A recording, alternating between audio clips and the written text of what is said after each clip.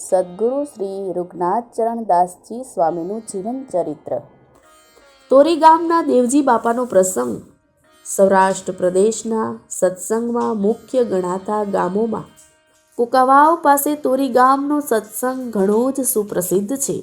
ત્યાં સદગુરુ શ્રી ગુણાતીતાનંદ સ્વામીના આશીર્વાદથી અને સદગુરુ શ્રી બાલમુકુદાસજી સ્વામીના કૃપાપાત્ર શિષ્ય પટેલ દેવજી બાપા પરમ એકાંતિક ભારે શૂરવીર સત્સંગી હતા. એ ગામમાં શ્રીજીના સમયમાં સત્સંગ ન હતો. સદગુરુ ગુણાતીતાનંદ સ્વામીના સમાગમથી રાજગર બ્રાહ્મણ ઘેલા મહારાજ તથા પટેલ દેવજી બાપા વોરા અને રામ બાપા પાનસુરિયા કુટુંબમાં સત્સંગ થયેલો. એ વખતે ગામમાં કોટડિયા પટેલનું ભારે જોર હતું. એટલે સત્સંગીઓને અનેક રીતે કનડગત કરવા લાગ્યા. છેવટે સત્સંગીઓને નાત બહાર મૂક્યા. ગામ લોકોએ સત્સંગીઓ સાથે બધો વ્યવહાર બંધ કર્યો. આ સમાચાર કુકાવાવના લીંબા પટેલને મળ્યા એટલે તેઓ તોરી આવ્યા અને સત્સંગીઓને કહ્યું કે તમે બધા સત્સંગીઓ કુકાવાવ આવો. હું દરબારને કહીને જોઈએ તેટલી સારી ખેતીની જમીન અપાવીશ.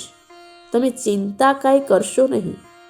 ગામ ધણી દરબાર પણ લીંબા પટેલને પૂછીને પોતાનો બધો વ્યવહાર કરતા.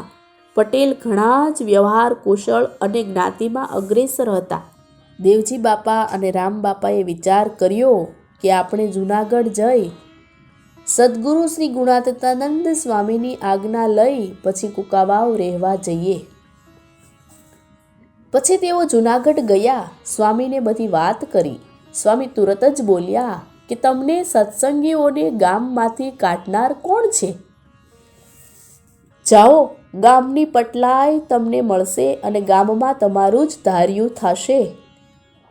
આ રીતે સ્વામીના આશીર્વાદથી ટૂંક સમયમાં દેવજી બાપાના મોટા ભાઈ જીવાભાઈ ગામના પટેલ તથા આ રીતે સ્વામીના આશીર્વાદથી ટૂંક સમયમાં દેવજી બાપાના મોટા ભાઈ જીવાભાઈ ગામના પટેલ થયા અને જીવ્યા ત્યાં સુધી પટેલ રહ્યા. પછી એમના પુત્ર મૂળજીભાઈએ પણ આખી જિંદગી ગામની પટલાઈ કરી અને સમય જતાં તોરી ગામનું વિભાજન થયું. વડિયા દરબારે નવું ગામ વસાવ્યું ને રામપુર નામ આપ્યું. તેમાં રામ બાપાના દીકરા કરસનભાઈ પ્રથમ પટેલ થયા. આમ સ્વામીના આશીર્વાદ બંનેને ફળ્યા. આ પ્રમાણે દેવજી બાપા અને રામ બાપા ગામ છોડવા તૈયાર થયા પણ સત્સંગ છોડ્યો નહીં. સદગુરુ સ્વામી શ્રી બાલમુકુદાસજી વગેરે મોટા સંતોનું સમાગમ કરી સંસારમાં રહેવા છતાં બ્રહ્મનિષ્ઠ સ્થિતિને પામ્યા હતા. એમના પ્રસંગથી ધર્મનિયમની ટેકવાળા અનેક નવા સત્સંગીઓ થયા હતા.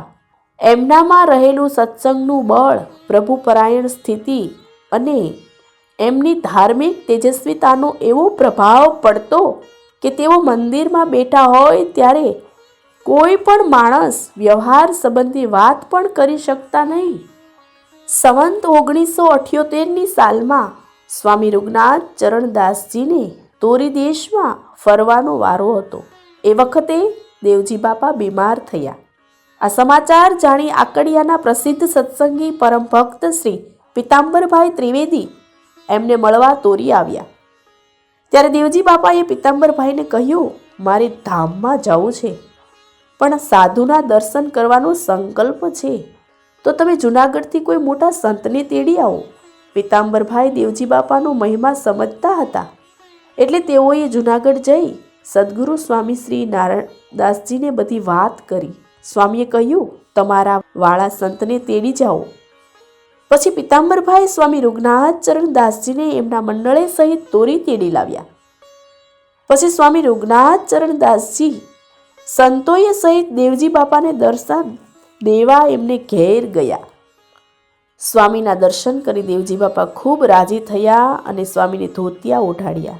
પછી દેવજી બાપાએ કહ્યું, સ્વામી, મારે હવે ધામમાં જવું છે.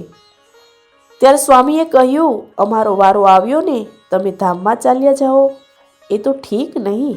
તમે બેઠા હો તો કથા વાર્તાનું ખૂબ સુખ આવે, માટે 2 વર્ષ પછી ધામમાં જાજો.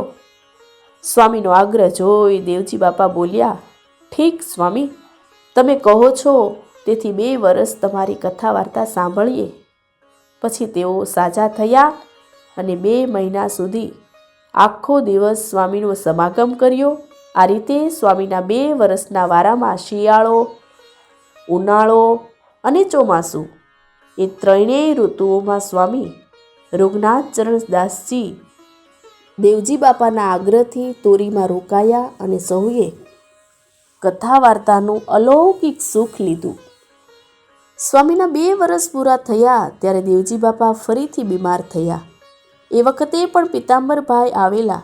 શ્રીજીના લીલા ચરિત્રોની સ્વામીએ ખૂબ વાતો સંભળાવેલી, તેથી તેમને વિશે ઘણો જ પૂજ્યભાવ થયેલો. તેથી સ્વામીને યાદ કર્યા.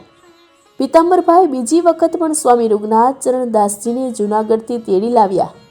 સ્વામીના દર્શન કરી તેઓ ઘણા રાજી થયા.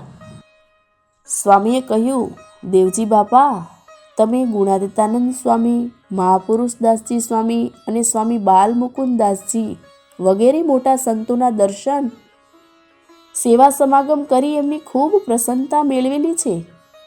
તે યાદ કરજો અને લો આ અક્ષરધામનો ચાંદલો. એમ કહી તેમને ચાંદલો કરી સ્વામી મંદિરે આવ્યા. દેવજી બાપા થોડા દિવસ બીમાર રહ્યા. અંત વખતે તેમને પ્રથમ સાધુઓના દર્શન થયા એટલે તેઓ બેઠા થઈને 2 હાથ જોડી બોલ્યા, સંતો દર્શન દેવા પધાર્યા છે. શ્રીજી મહારાજની રાહ જોઉં છું.